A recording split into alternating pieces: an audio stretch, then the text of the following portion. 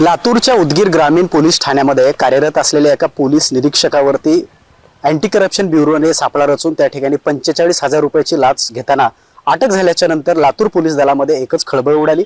आणि ही जी अटक आहे, ही जी अँटी करप्शनने केलेली हा जो ट्रॅप आहे, हा ट्रॅप आता एवढ्या एका घटनेपुरता लिमिटेड न राहता आता याची चर्चा राजकीय आणि सामाजिक पटलावरती मोठ्या प्रमाणात केली जाते आहे। त्याचे तीव्र पडसाद सुद्धा उदगीर परिसरामध्ये उमटत आहेत। आता मी सध्या उदगीर शहरामध्ये आहे आणि माझ्यासोबत या ठिकाणी सामाजिक राजकीय पटलावरती काम करणारी जी मंडळी आहेत ती माझ्यासोबत आहेत।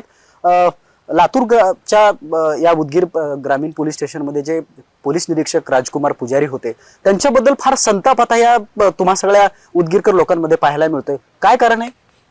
सापडला तर चोर, नाही सापडला तर संन्यासी म्हणल्यासारखी गोष्ट आहे। गेल्या 2-3 वर्षापासून पुजारी साहेब इथं उदगीरला कार्यरत असताना बरेचशे लोकांची तोंडी तक्रार होती की बाबा खूपच करप्शन चालू आहे, खूपच भ्रष्टाचार चालू आहे। जे फिर्याद द्यायला गेले त्या लोकांकडून सुद्धा पैसे घेतल्याशिवाय फिर्याद नोंद होत नाही, अशी लोकांची तक्रार होती, आमच्यापर्यंत आली होती।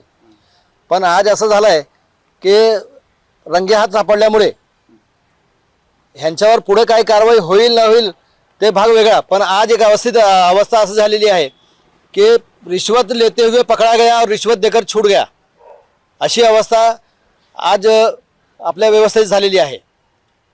आणि मला तर असं वाटतंय की ह्या असल्या अधिकाऱ्यांची त्यांची नोकरी लागल्यापासून आजपर्यंतची संपत्ती आणि नोकरी लागण्याच्या अगोदर त्यांची जी परिस्थिती होती, आर्थिक परिस्थिती, ह्या सगळ्यांची सखोल चौकशी व्हावी आणि ह्या लोकांना कडक शासन व्हावं, जेणेकरून सामान्य लोकांना न्याय मिळावा आणि सामान्य लोकांना त्रास होऊ नये।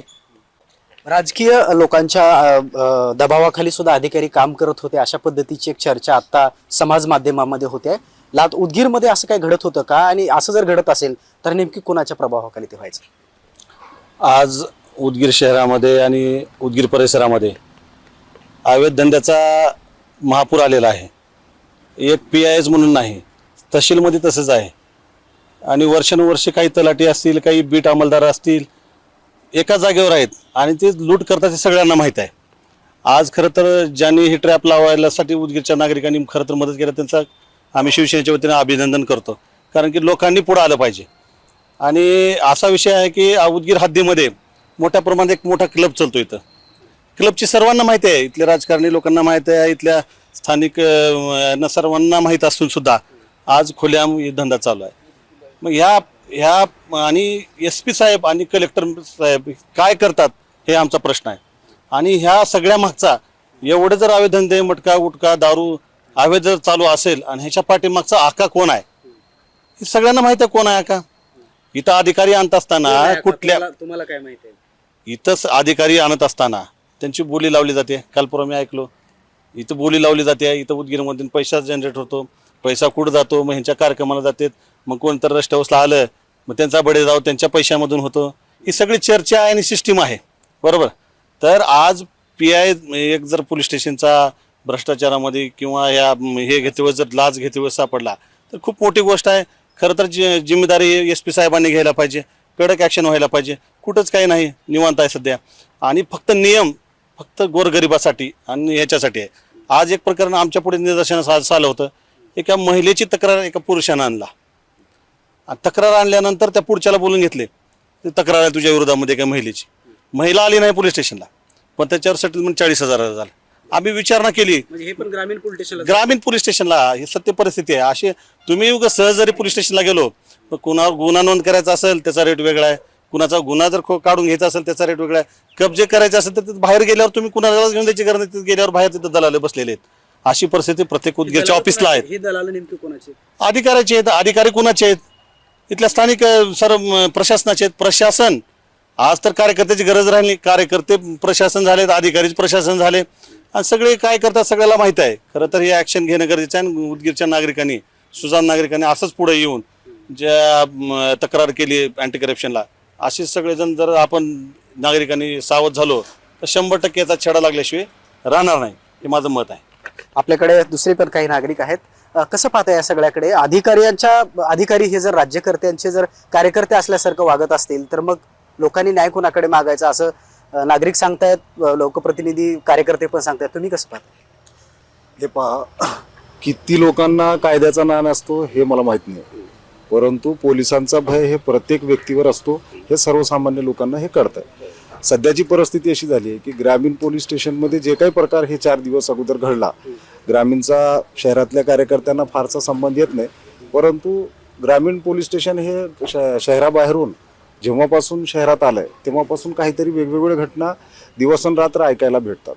10च्या 11च्या नंतर 12, 1, 2 वाजेपर्यंत पोलीस स्टेशन ही रेस्ट हाऊसनं चालतं असं पूर्ण गावात चर्चा आहे.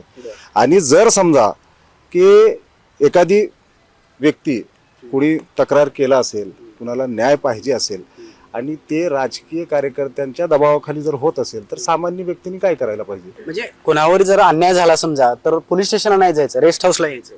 सध्या तरी हेच परिस्थिती आहे, कारण विचारल्याशिवाय कोणताही रेस्ट हाऊस मध्ये कोण असतं इथं? नाही, रेस्ट हाऊस असा कुणाच्या ताब्यात आहे ते संशोधनाचा विषय आहे. आणि एक पत्रकार म्हणून माझी एक कार्यकर्ता म्हणून तुम्हाला विनंती आहे की हे कोणत्या पद्धतीने कोणत्या दिशेने हे राजकारण उदगीरचा होत चाललंय. आता लोकांमध्ये पोलिसांचा वर्दीची जी ताकद आहे ते भय संपत आलंय. आता 2-4 दिवसातले तुम्ही जर घटना बघितलात तर कोयता गँग म्हणून आमच्या उदगीरला पहिल्यांदाच लोकलच्या चॅनलवाल्यांनी आम्हाला दाखवलं आणि दुनियाचा इथं धिंगाणा भर रस्त्यावर झाला. आत्ता थोडा वेळ अगोदर मी फेसबुक पाहत असताना पाहिलो की पोलिसांवर दगडफेक सुद्धा ह्याच शहरामध्ये झाली. मध्ये आमच्या शहरामध्ये असं कधीच झालं नसतं. एखादी तीव्र जरी घटना झाली तर सध्या आपल्या सोबत असणारे किंवा अनेक कार्यकर्ते हे लोक पोलीस स्टेशनला दबाव टाकून एकमेकांच्या समंजसपणाने ते घटना दुरुस्त करण्याचा प्रयत्न केल्यात, सलोखा जपण्याचा प्रयत्न केलात. जर अशी परिस्थिती अधिकाऱ्यांची सत्ताधारी कार्यकर्त्यांच्या किंवा इकडच्या स्थानिक प्रतिनिधींच्या माध्यमातून होत असेल तर हे सामान्य माणसांची बुद्धी हे विकृत होण्याशिवाय राहणार नाही आणि उदगीरचा सलोखा आणि सामाजिक बांधिलकी संपल्याशिवाय राहणार नाही. सध्या उदगीरचे आमदार कोण आहेत? त्यांच्याकडे चांगला निर्देश केला जातोय. काय नेमकी परिस्थिती आहे? सध्या उदगीरचे आमदार संजय भाऊ बनसोडे हे आमदार आहेत. आणि हा जो प्रकार सुरू आहे, मुळात जर सुरुवात आपण पाहिली तर मतदानाला पैसे वाटण्यापासून जी सुरुवात होती, लोकप्रतिनिधी पैसे वाटतात, निवडून येतात व तो पैसा काढण्यासाठी आपल्या मर्जीतील अधिकारी इथे आणतात, त्यांच्याकडून पैसे घेतात. अशा सर्रास चर्चा शहरामध्ये सर्व नागरिकांमध्ये आहेत व हे एक पोलीस स्टेशनचा प्रकार समोर आला. पण प्रत्येक जिल्हा परिषद असो, पंचायत समिती असो, सर्व ऑफिसमधून असा मोठ्या प्रमाणात भ्रष्टाचार होतो. आणि मी जसं की आता ऑन रेकॉर्ड आपल्याला दाखवलं एक व्हिडिओ उदगीरचाच, की मोठ्या प्रमाणात पैसा अधिकाऱ्याकडून वसूलला जातो.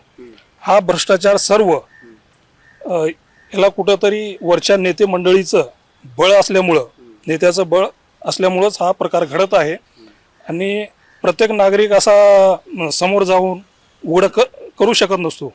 एकंदरीत आपण जर पाहिलं तर उदगीरमध्ये ज्या पद्धतीनं लाचलुचपत प्रतिबंधक विभागाच्या पथकाने एका पोलीस निरीक्षकालाच या ठिकाणी रंगेहात पकडलं, त्याच्यामुळे लातूर जिल्ह्यामधल्या अनेक पोलीस स्टेशनमध्ये चाललेल्या गैरप्रकारांना या ठिकाणी आळा घातला जातो की काय, अशा पद्धतीची चर्चा होत असताना आता उदगीरमध्ये सुद्धा याचे राजकीय आणि सामाजिक पडसाद या ठिकाणी उमटताना आपल्याला पाहायला मिळतात. परंतु अद्यापही अशा पद्धतीच्या कुठल्याही कारवायांना आळा घालण्यासाठी पोलीस प्रशासन पुढच्या काळामध्ये काय पावले उचलतं आणि अशा लोकांना कसा प्रतिबंध करतं हे पाहणं तेवढंच महत्त्वाचं होणार आहे.